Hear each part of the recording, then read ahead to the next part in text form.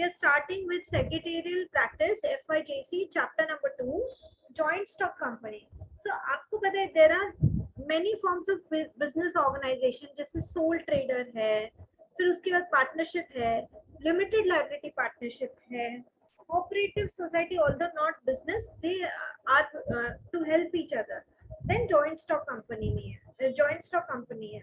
So joint stock company में हम क्या बोलेंगे सबसे पहले कि क्या इसका ओनरशिप जॉइंट स्टॉक कंपनी क्या एक वॉलंटरी एसोसिएशन है? तो हाँ, वो एक वॉलंटरी एसोसिएशन है, जबरदस्ती नहीं बनाया.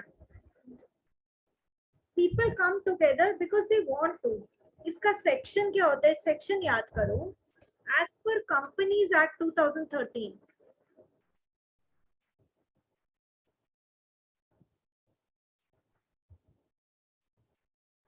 कंपनीज एक्ट पहले 1956 होता था, वो ओल्ड था, अब नया आया है 2013. So this is recent and you should remember the year also. Companies Act 2013. Section 2 subsection 20 क्या बोलता है?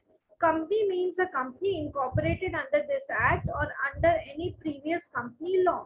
तो बहुत सिंपल सा है. जॉइंट स्टॉक कंपनी क्या होता है? तो आप याद रखो इसके फीचर्स. हम एक एक फीचर को मैं एक्सप्लेन करूंगी और उसके बाद आप लर्न करेंगे. फीचर में first feature of joint stock company क्या होगा? It is a voluntary association.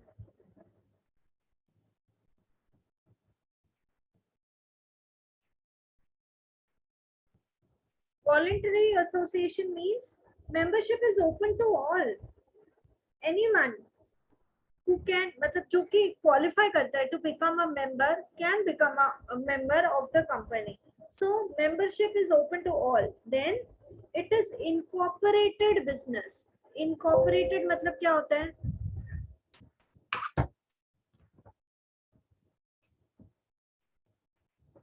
Incorporated business.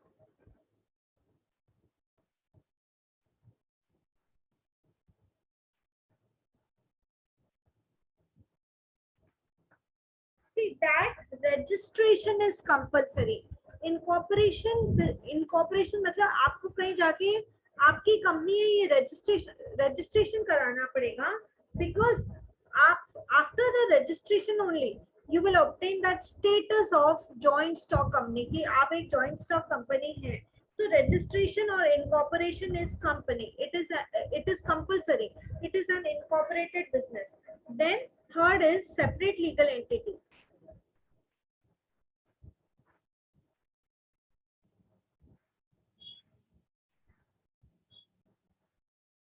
तो सेपरेट लीगल एंटिटी मतलब मेंबर्स तभी तक लायबल है only till the amount they have invested in the business. So उसके आगे जो एक्ट्स है, जो कंपनी के, कंपनी एक अलग आइडेंटिटी है और उसके ओनर्स एक separate legal entity. That is company अलग, शेयर होल्डर्स अलग, कंपनी अलग, बोर्ड ऑफ डायरेक्टर्स अलग. सेपरेट लीगल आइडेंटिटी मतलब क्या होता है?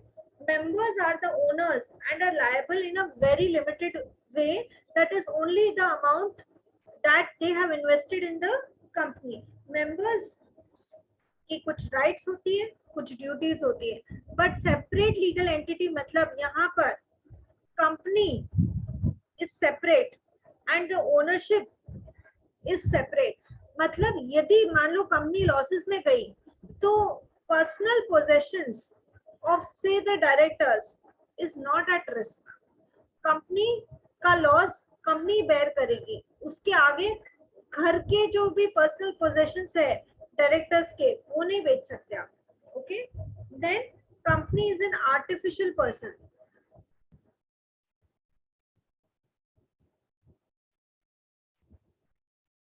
Company is an artificial person created by law. उसकी खुद की इंडिपेंडेंट आइडेंटिटी होती है. मतलब company can buy and sell shares property in its own name. खुद के नाम पे ये सब खरीद बेच सकती है बिकॉज आर्टिफिशियल लीगल पर्सन है. उसके बाद perpetual succession.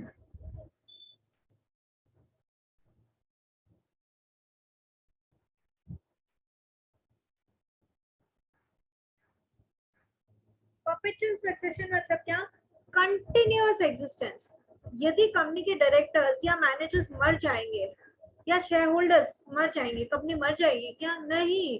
Perpetual succession means that there is a continuous existence. It is not affected by death, insolvency or retirement of any of its member. ना कंपनी को डेथ प्रॉब्लम करता है, ना retirement, ना insolvency. Members आएंगे, members जाएंगे, company वहीं की वहीं खड़ी रहेगी. So it has a very long and very stable life. Then common seal.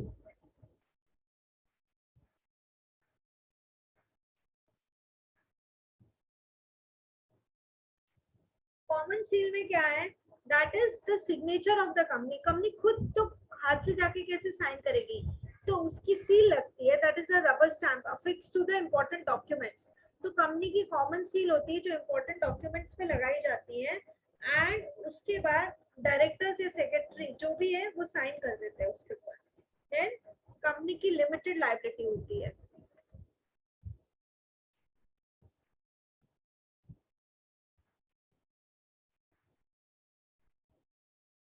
Limited liability only up to shareholders की लायबिलिटी कितनी है? Only up to the shares held by them. उसके आगे उनकी कोई लायबिलिटी नहीं है. Shareholder is liable to pay only the unpaid amount of his shares. इसके आगे कंपनी खुद लॉस कर रही है, उससे शेयरहोल्डर का कुछ लेना देना नहीं है. Then you can transfer shares. Next is transferability of shares. सब ग्रेजुएशन में भी वापस है बेटा, अभी से ही अच्छे से करो ना. ट्रांसफरेबिलिटी ऑफ शेयर्स मतलब shares of a public limited company जिसके शेयर स्टॉक एक्सचेंज पे लिस्टेड है are freely transferable. Shares of private limited company are not freely transferable. याद रखो, पब्लिक लिमिटेड कंपनी के shares are freely transferable.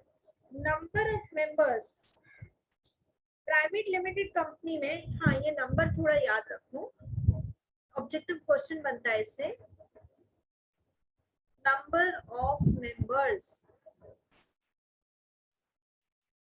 Number of members में private limited company में कितने होते हैं? See we'll talk about minimum and maximum. तो private limited company में minimum 2, maximum 200. Public limited company में it's minimum 7 and maximum is no limit. Capital, huge capital. Capital तो huge ही होगी ना, कंपनी रेज कर रही है, because they can get capital through shares. shares में भी equity shares, preference shares.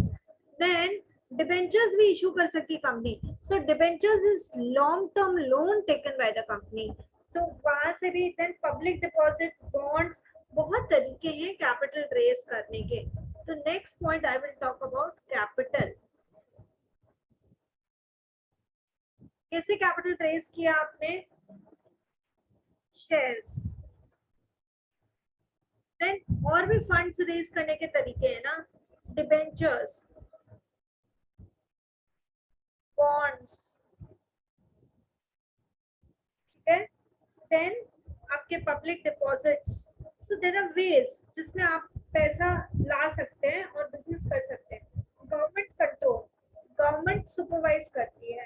There is a level of government control. Okay. Accounts are audited. आपको अपना इनकम स्टेटमेंट, बैलेंस शीट साल भर साल बनाना ही पड़ेगा, उसको रजिस्ट्रार ऑफ कंपनी के पास सबमिट करना ही पड़ेगा.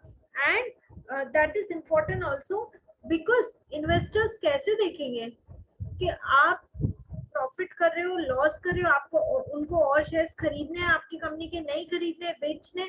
सो your accounts are open for the public to view. Okay. So government control भी होता है, अकाउंट्स पब्लिश भी होते हैं. So this was about joint stock company and features of joint stock company, and it is important also children, you should know it, because 11th में नहीं किया तो आगे तो करना ही पड़ेगा, तो अभी करो वो ही बेटर है ना.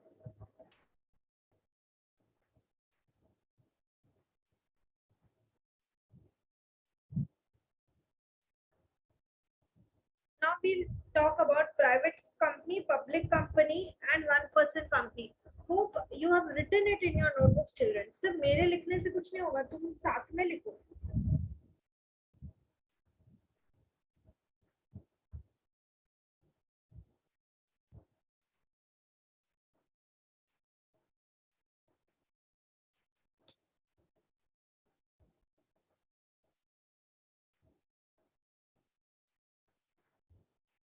एक कंपनी लॉ के द्वारा क्रिएट की जाती है। A company is a creation of law, so it is called as dash.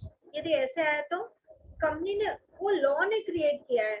Okay, it's not a natural person like us, so it is called as a artificial legal person. Artificial legal person. एक ऐसी भी companies होती है जिनके only one single member होते हैं, तो उसको हम क्या बोलते हैं?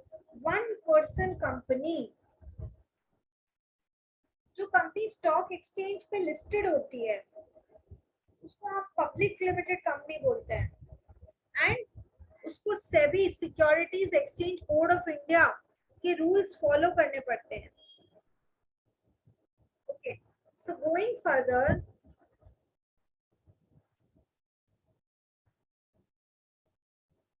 टाइप्स ऑफ कंपनीज हम लोग करेंगे।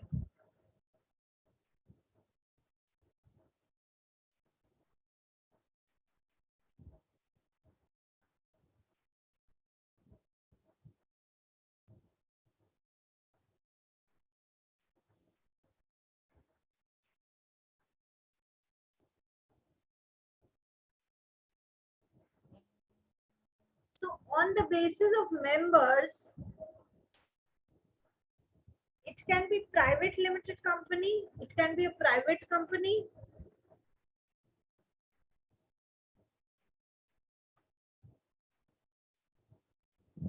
it can be a public company जिसके शेयर्स स्टॉक एक्सचेंज पे लिस्ट होते हैं,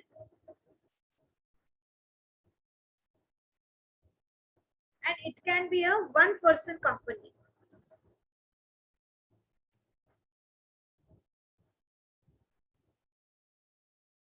जिसको हम ओपीसी भी बोलते हैं। इसके बारे में हम पढ़ेंगे आगे।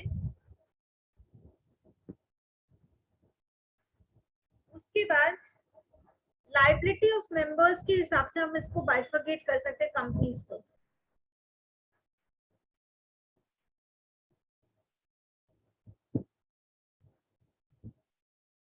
First type is company limited by shares.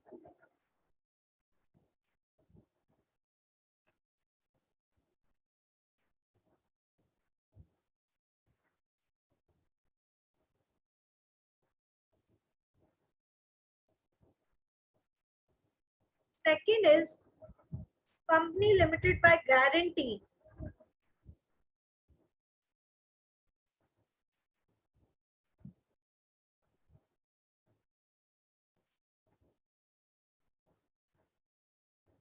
And third is unlimited liability company. Generally companies की लाइबिलिटी लिमिटेड होती है, बट ये एक तीसरी तरह की कंपनी आई, अनलिमिटेड लाइबिलिटी कंपनी।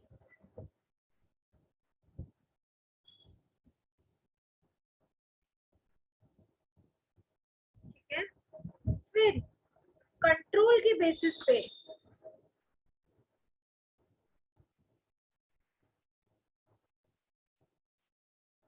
जो मेन कंपनी होती है, जहां सारी पावर होती है, that is known as holding company.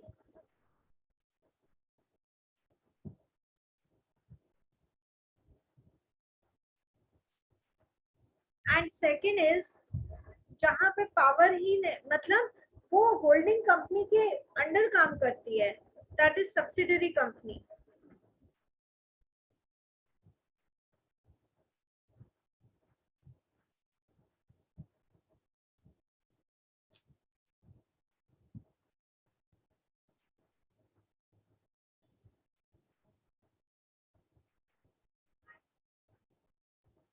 और भी तरह हैं, जैसे गवर्नमेंट कंपनीज होती है, फॉरेन कंपनीज होती है।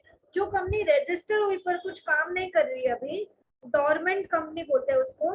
जो स्टॉक एक्सचेंज पे लिस्टेड है उसको लिस्टेड कंपनी बोलेंगे। छोटी सी कंपनी को स्मॉल कंपनी बोलेंगे। ओके, कई बार कोई कंपनीज बनती है but they are not for profit, वो सोशल सर्विस के लिए बनती है, तो they are company not for profit.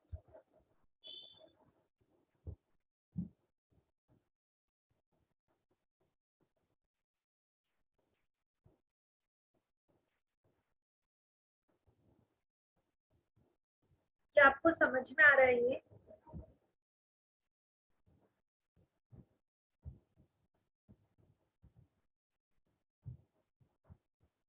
Children, are you understanding is my question? Silence means either you are bored, not understanding. What is the point? Tell me.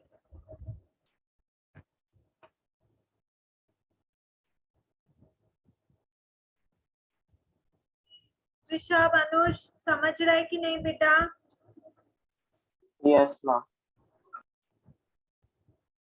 Okay, देखो कई बार क्या होता है, company which are registered under the companies act 2013, they are known as registered company, but there are statutory companies also. वो क्या होता है समझो जरा।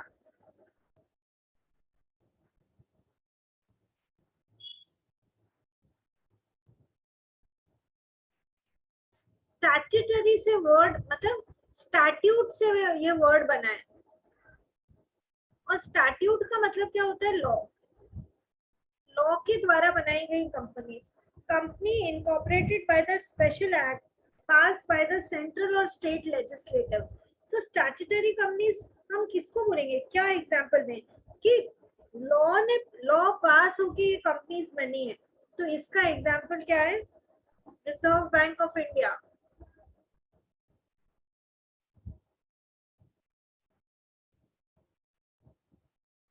कि ये इंडिया की सेंट्रल बैंक है, ऐसा लॉ पास किया गया। Then state bank of India, unit trust of India, life insurance corporation, LIC, सबने नाम सुना है। तो these are statutory companies. Special law pass किया गया इसके लिए, special act pass by central and state legislative. तो आपको नाम भी ध्यान रखना पड़ेगा कि ये स्टैट्यूटरी कंपनीज हैं। Okay, now we'll go on the basis of number of members. तो प्राइवेट कंपनी मैंने आपको समझाया था कि यदि प्राइवेट कंपनी है तो मैक्सिमम 200 मेंबर्स हो सकते हैं यहाँ पर, if it is a private company. ठीक है? And can it invite public to buy it shares? No, private है तो इसमें prohibits invitation to public.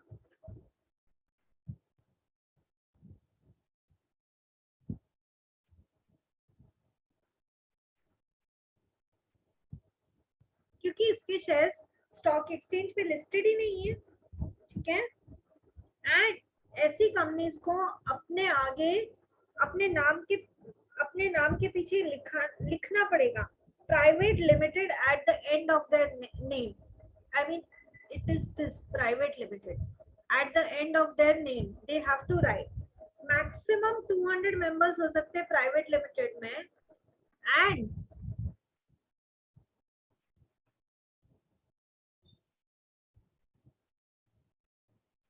Shares इनके स्टॉक एक्सचेंज पे लिस्टेड नहीं होते हैं एंड इनका नाम एंड होगा प्राइवेट लिमिटेड से। तो पब्लिक लिमिटेड कंपनी आराम से शेयर्स ट्रांसफर करो, no restriction on transfer of shares, that is one thing. Minimum number of members 7 होने ही चाहिए and has paid up share capital, stock exchange पे लिस्टेड होती है, must add word limited after the name of the company. मतलब private limited जो है उसको क्या लिखना पड़ेगा अपने नाम के पीछे? Private limited. जबकि पब्लिक लिमिटेड को सिर्फ लिमिटेड वर्ड अपने नाम के पीछे लगाना पड़ेगा। जैसे example, Reliance public limited company, limited word should be there. फिर 1% कंपनी होती है जो कि जिसका प्रमोटर एक सिंगल पर्सन है, but they can have 1 or more directors. इनको जो 1% कंपनी होती ना, OPC, उनको AGM होल्ड करने की जरूरत नहीं होती। अब AGM क्या होता है? Annual general meeting. They need not hold AGM, annual general meeting, जो साल के एंड में मीटिंग होती है, जहां पर आपने बुक्स ऑफ अकाउंट्स, अपने इनकम स्टेटमेंट, बैलेंस शीट रखते हो, ओपीसी को वो होल्ड करने की जरूरत नहीं होती है। And it is a better form of sole proprietorship, क्योंकि कंपनी ओपीसी में रजिस्टर्ड है।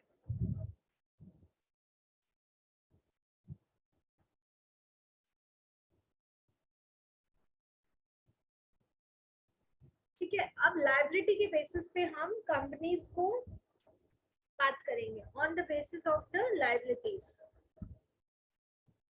Companies on basis of liability.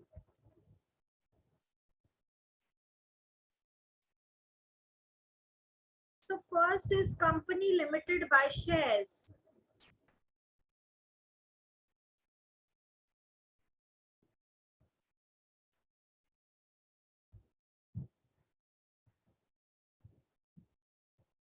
जैसे कि जितनी शेयर कैपिटल का फेस वैल्यू है, जो मेंबर ने परचेज किया है, बस उतना ही एक मेंबर का लायबिलिटी है। And it is most popular form.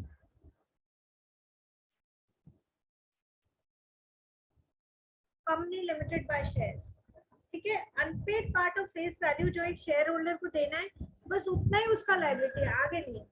Then company limited by guarantee,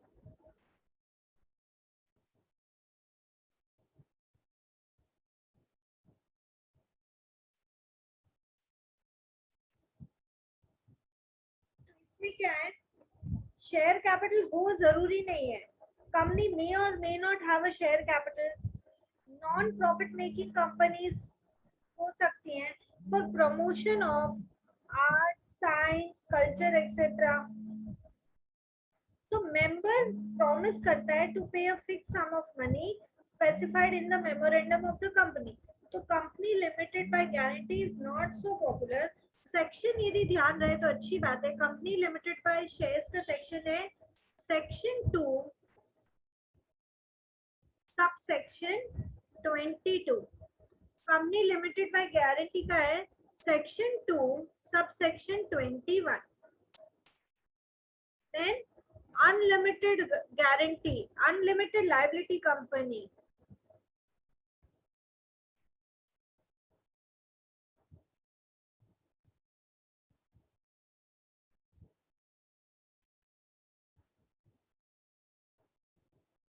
unlimited liability company, that is section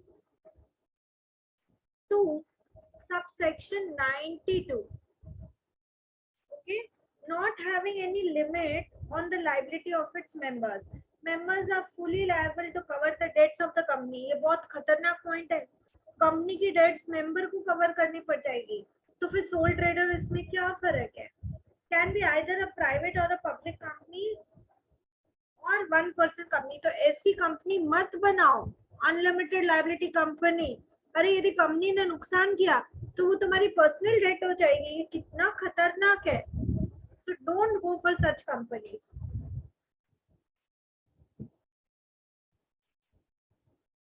यदि मैं बोलूं on the basis of control क्या कंपनीज होगी,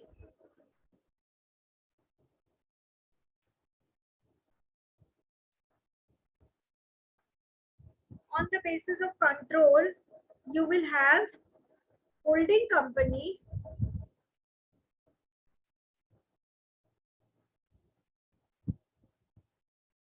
and subsidiary company।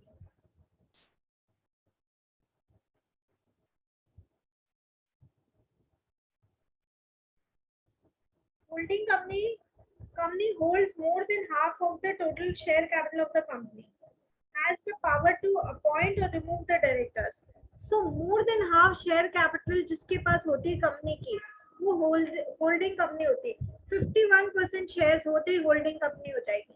Company which is controlled by the holding company is known as subsidiary company. ये subsidiary company कौन सी company है जिसको कंट्रोल कौन कर रहा है, होल्डिंग कंपनी। होल्डिंग कंपनी कौन सी कंपनी है जिसके पास more than half of the share capital है, मतलब 51%, मोर देन हाफ हो गया या ऊपर।